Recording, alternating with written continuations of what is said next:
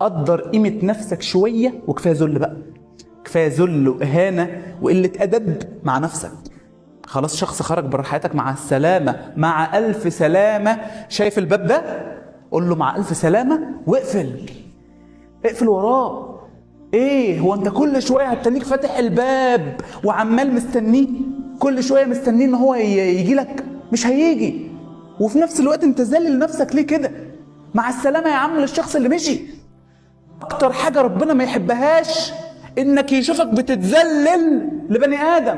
اكتر حاجة ربنا ما يحبهاش انك يشوفك بتتذلل لبني ادم وعمال تجري وراه وعمال تطحن نفسك وتجيب له ناس وسطاء عشان يرجع وعشان يعمل ايه ده.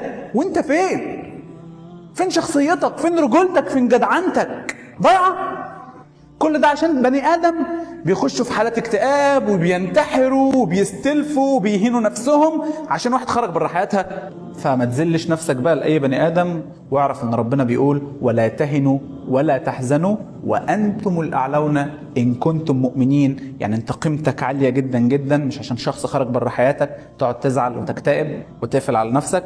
طبق الحاجات ديت وصدقني هتنساه غصب عنك.